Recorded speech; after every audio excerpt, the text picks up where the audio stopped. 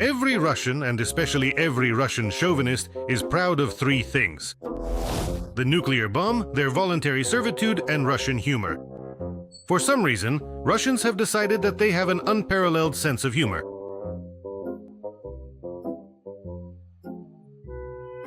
Unlike the primitive American, the dumb English, and the vulgar French humor. But why the hell is that?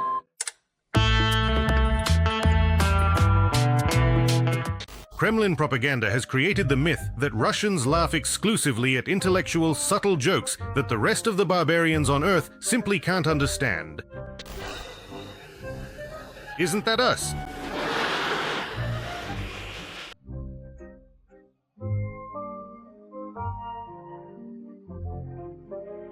Any booze-soaked Vatnik will confidently say that Russian humor is one of humanity's greatest achievements, like penicillin or the theory of relativity. With the words, "Aren't you going to wet yourself drinking that much tea?"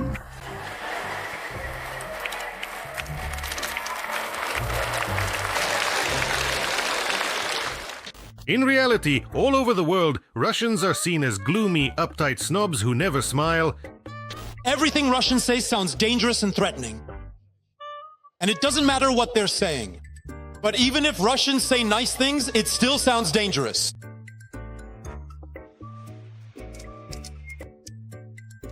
And that's because Russians are taught from birth. Humor isn't entertainment, it's propaganda and a weapon. Chukchi are fools, Ukrainians are sly, Jews are greedy, Estonians are slow, Georgians are obsessed, Moldovans are dim-witted, Tajiks are slave laborers, Americans, well, you know. They're stupid. The comedic genre of mocking other nationalities is the most popular in Russia. Xenophobic jokes boost the orcs' self-esteem and brighten up their bleak, hopeless existence. There's nothing better than, in a superpower, stepping out into a 40-degree frost to use the toilet and, sitting in the pose of the Russian coat of arms over a foul-smelling abyss, reading jokes about how the Russian outsmarted everyone in the pit. Our part of the continent is designated in this Vedic legend as the brain of the earth.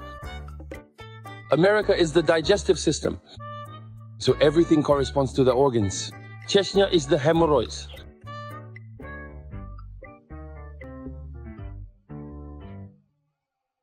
But when people joke about Russians, that's already a crime.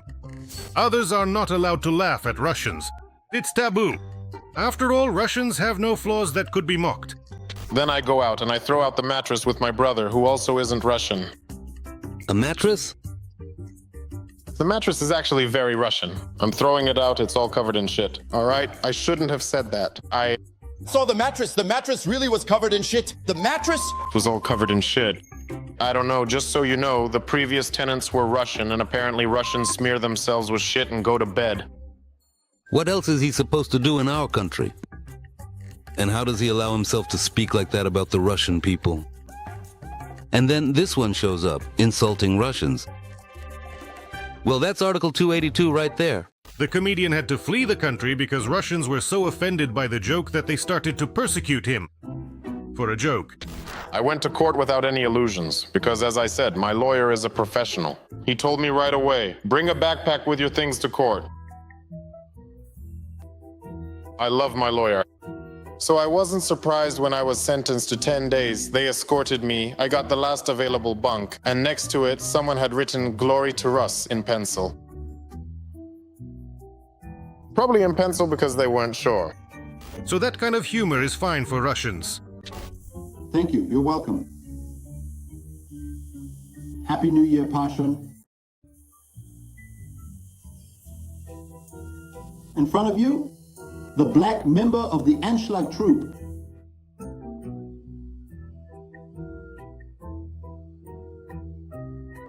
But apparently the mattresses are offended.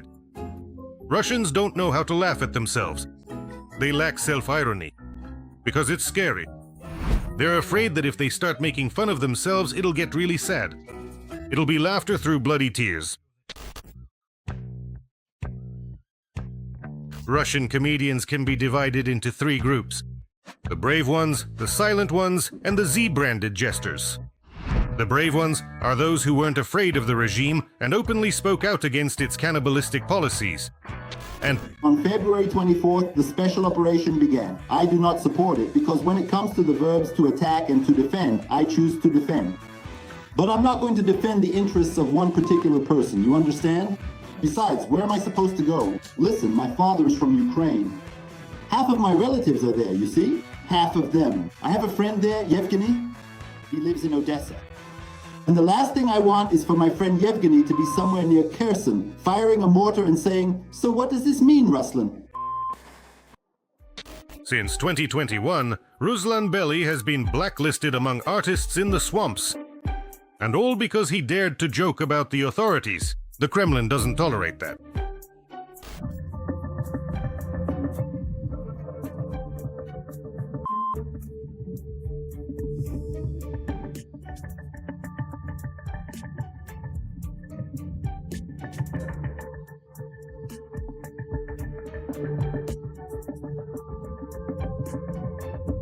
What boat?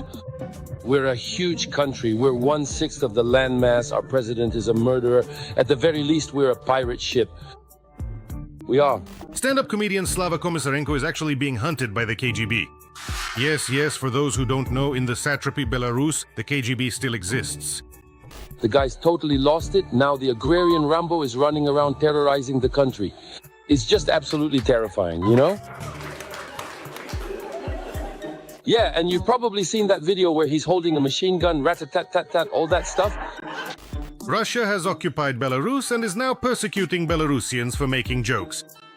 Can you imagine the FBI launching a manhunt for Jim Carrey and Alec Baldwin? A decrepit, useless sack filled with rotten dog. All that's left is to choose who will be president. That would be you, sir. And can I work only 3 days a week like Howard Stern? But in occupied Belarus, that's just normal. You know how I spent the New Year holidays? I was put on a wanted list by the Belarusian KGB. Seriously? Are you applauding over there? Seriously? Guys, I'll let you in on a secret, but that wasn't my New Year's wish. But the biggest irritant for the Kremlin's sourpuss is, of course, Maxim Galkin. He's a thorn in their side that they just can't get rid of. So many terrible things. Russia is to blame, and yet it claims it's not. The atrocities in Bucha, that wasn't us. The Malaysian Boeing, that wasn't us. Mariupol was leveled to the ground, that wasn't us. A missile is flying toward Odessa, that's us, but not really us. Nothing is ever our fault. So what are we even doing there? Galkin isn't just an opponent of the regime. He's one of the most beloved performers among Russians. Is he really a star in Moscow?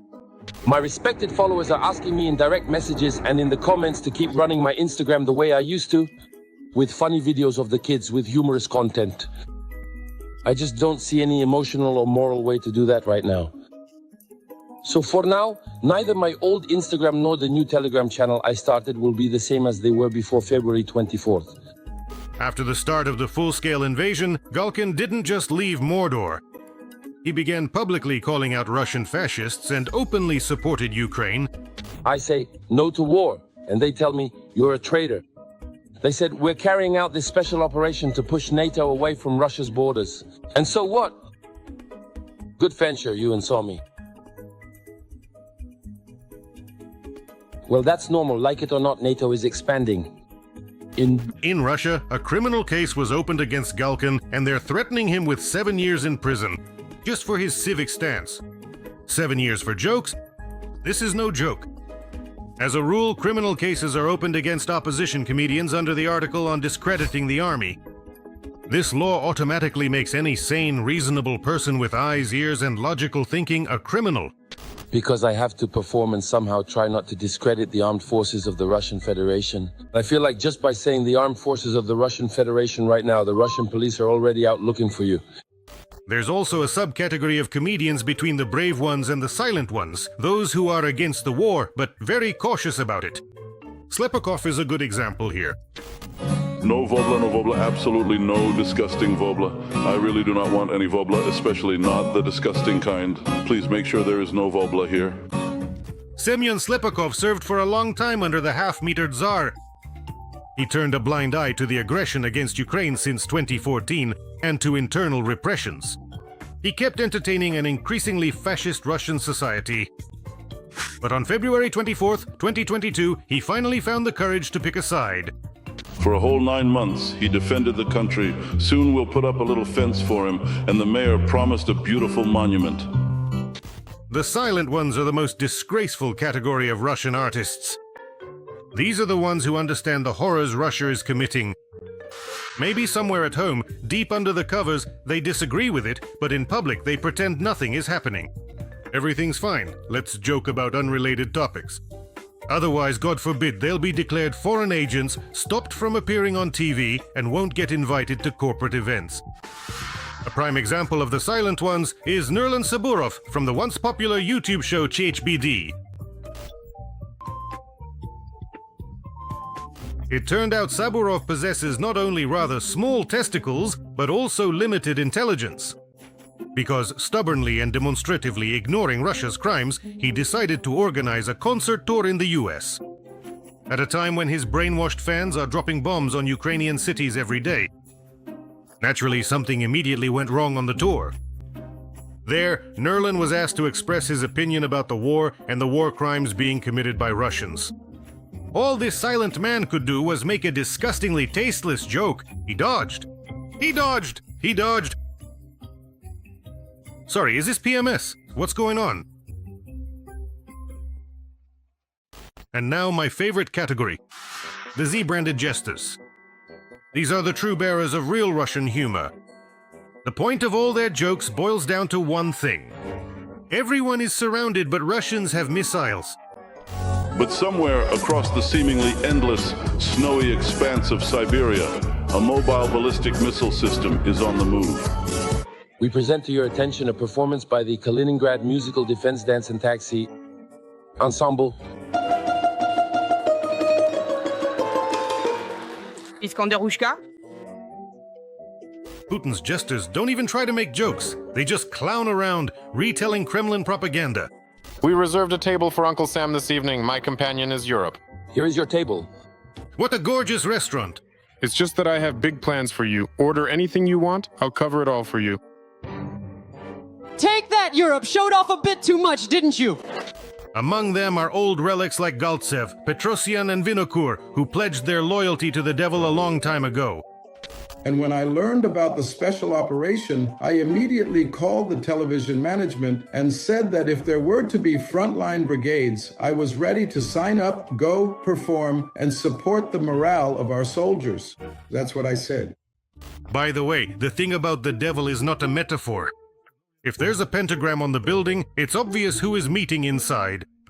They say that now the Poles have gotten so fired up that they want to demand compensation from Russia for the events of 1613, when Ivan Suzanin led the Polish-Lithuanian invaders into a dense forest. Well, now we're just waiting for the Germans to file claims over the terrible service during their winter swim in Lake Chud. That would be the funniest tribunal in The Hague in all of history. You To know everything truly, what an incredible and heavy burden our president must carry on his shoulders every single day. But thank God, truly, he is not only physically fit, but also remarkably athletic and energetic. And honestly, I was genuinely glad and relieved to see you riding so confidently on horseback, showing such strength and composure.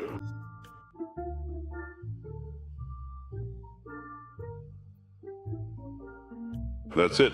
Kami babai, really. There's entertainment for the younger fascists too. KVN and Comedy Club. The club of the funny and inventive has turned from a once sharply social project into a cringeworthy, sycophantic mess. Well then, Zelensky Vova, now please go. Let us see what you can do. Go to NATO. Now KVN's job is to praise Putin, to belittle the West and pretend there is no war, that everything is going according to plan. Hello, angels! What are you doing here in Svetlogorsk?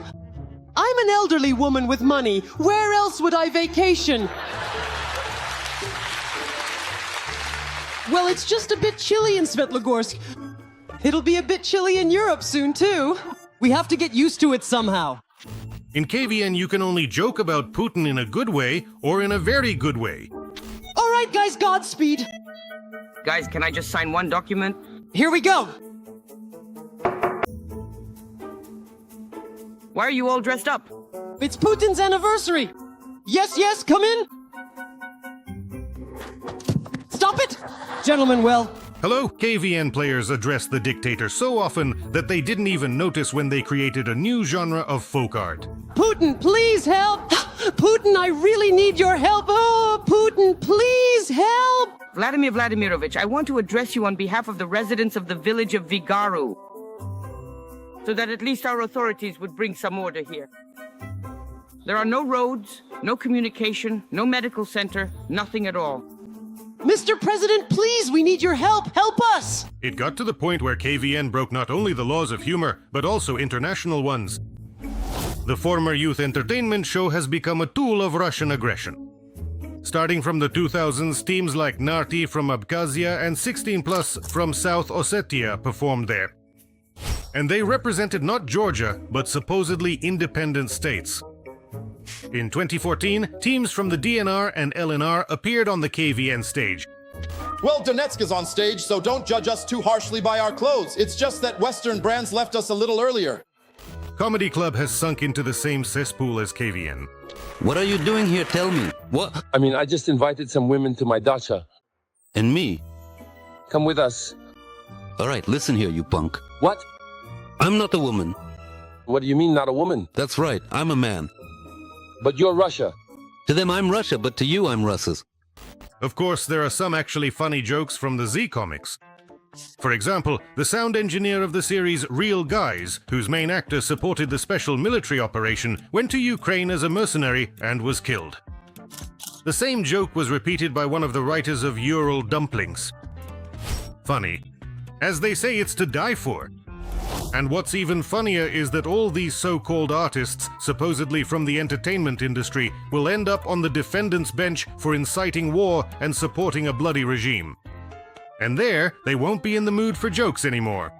That will be the final word. And in our profession, Russian humor is primitive, aggressive, and stupid. And this is a reflection of that very Russian soul.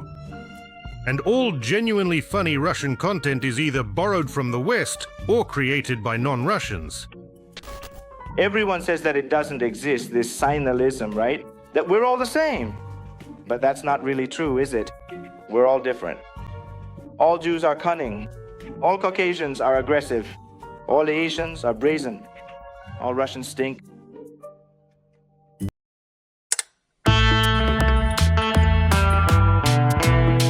I would like to remind you that this video is created for entertainment purposes and contains elements of satire and irony. All facts and events are presented in a hyperbolized or exaggerated form to convey a comedic or dramatic effect. Our goal is not to mislead, but to highlight humor. Please take it with a smile.